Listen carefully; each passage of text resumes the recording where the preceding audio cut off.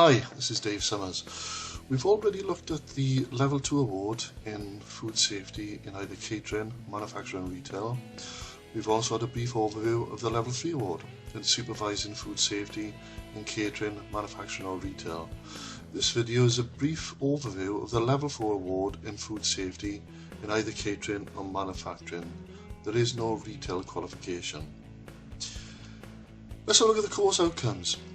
The aim of the course is to improve the management of food safety skills of candidates and the learning outcomes to provide candidates with sufficient knowledge to enable them to improve the standards and safety of their operation, reduce the risk of food poisoning and food complaints, identify hazards, controls, monitoring and corrective action, to interpret the requirements of food legislation, and to successfully complete a Level 4 examination. The Level 4 examination is a paper-based examination which can be taken at a venue of your choice, provided it's supervised by a responsible person and not a member of the family. And it's a combination of long answers and multiple choice questions. And just to reiterate, we are the only company in the UK to offer online food safety qualifications at Level 2, 3 and 4. And health and safety level 2 in the workplace, and for them all to be Ofqual accredited. So please check before you take up any online course. Make sure that the qualification is accredited and recognised by Ofqual. The target delegates are middle and upper management, senior staff responsible for food safety, food hygiene trainers, food course designers and food business operators. The course consists of 13 lectures. Let's look at each lecture in turn. Lecture 1, an introduction to food safety. Now the aim of the first lecture is to discuss the importance of food safety and its relationship with good food hygiene practices. And the learning outcomes, by the end of the module, the candidate will be able to define food hygiene, safe food and food poisoning terminology, determine the costs of poor and the benefits of good hygiene, and recognise the incidence of food poisoning. Lecture 2 is microbiology, and the aim of this module is to provide a detailed understanding of microorganisms, their effect on the food industry, and how they can be effectively controlled. And the learning outcomes, by the end of this module, the candidate will be able to determine the requirements of bacteria, to understand the temperatures involved in the growth and death of bacteria, to identify specific bacteria, to define toxins and spores, to state which substances will stop the growth of bacteria. Then that takes us on to Lecture 3, which is food contamination and control. And the aim of this module is to provide an understanding of microbiological, chemical, allergenic and physical contamination of food, and to outline the importance of controlling contamination to prevent food poisoning. And the learning outcomes, by the end of this module, the delegate will be able to identify the sources of microbiological contamination, to name the causes of contamination, to define sources, vehicles and routes of contamination, and lastly to understand the difference between microbiological, physical, chemical and allergenic hazards. Lecture 4, food poisoning. The aim of this unit is to provide an understanding of the causes and effects of food poisoning and to clarify the specific and genetic controls required in order to prevent an outbreak of food poisoning.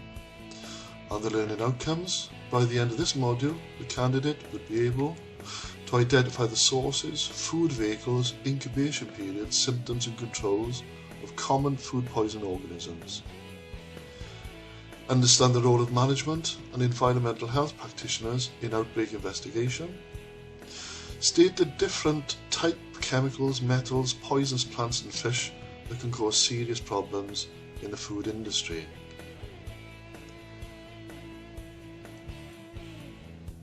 Lecture 5, foodborne disease.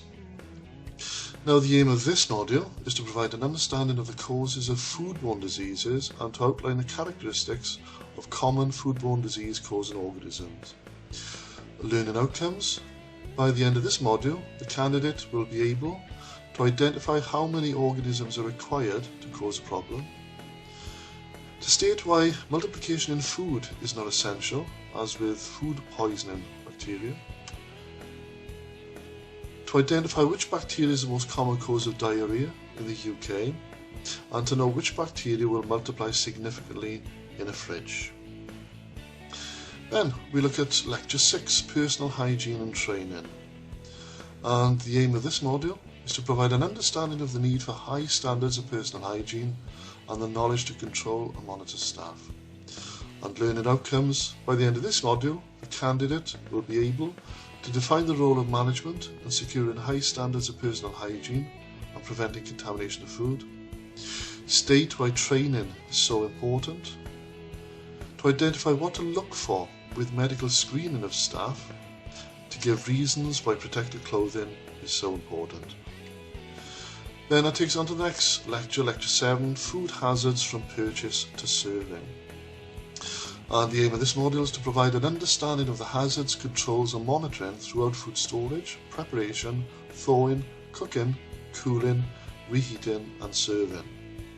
And the learning outcomes: by the end of this module, you should be able to, or rather the delegate will be able to, identify how food is contaminated, when bacteria multiply and how they survive, to state when toxins are formed and when spores germinate, explain the various cooking processes, and state the various temperatures required under law for cooking, reheating, chilling and freezing. Lecture 8, Food Spoilage and Preservation. And the aim of this module is to provide an understanding of the causes of food spoilage and preservation techniques to delay spoilage. And learning outcomes: by the end of this module, the candidate will be able to state when spoilage commences, to identify what causes spoilage, to give reasons why the rate of spoilage varies, and to name the various forms of preservation. Lecture 9, Design and Construction of Food Premises and Equipment. The aim of this module is to provide an understanding of satisfactory design and construction of food premises and equipment and their importance in maintaining high standards of food safety, and to explain the importance of linear workflow. And learning outcomes: by the end of this module, the candidate will be able to state why site selection and good design and materials are essential to food safety, to explain why the following is required: washing and disinfection facilities, linear workflow, potable water, well lit and ventilated. And lastly, define the properties required of equipment and the internal fabric of catering buildings or kitchens. Then, Lecture 10, Cleaning and Disinfection. The aim of this module is to provide an understanding of the principles and importance of cleaning and disinfection of food premises, and to provide an understanding of the systems of monitoring, cleaning and disinfection necessary to ensuring the production of safe food. Learning outcomes: by the end of this module, the candidate will be able to explain why effective cleaning and disinfection are essential, state the properties and functions of detergents and disinfectants, name the areas and items that require disinfection, say why effective management of cleaning techniques is so important, and finally to give reasons why cleaning schedules are required by law.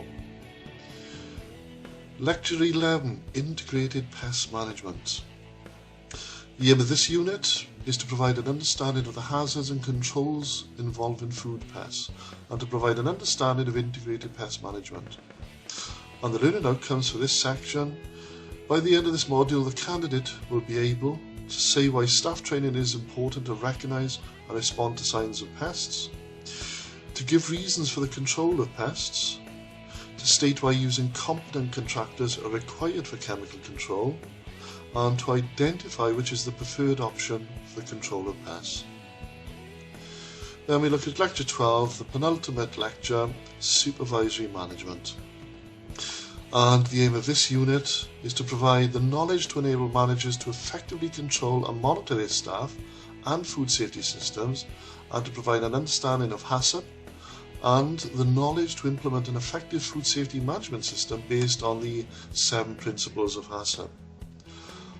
And learning outcomes. By the end of this module, the delegate will be able to give the differences between QC and QA, to state the areas for consideration in developing a HACCP system, to identify what type of monitoring and sampling assists in the provision of food safety, and say why we need a food safety policy. And the last lecture, Lecture 13, Food Safety Legislation. The aim of this final module is to provide an understanding of the main food safety legislation and to outline the role of authorised officers and enforcement authorities. Learning outcomes.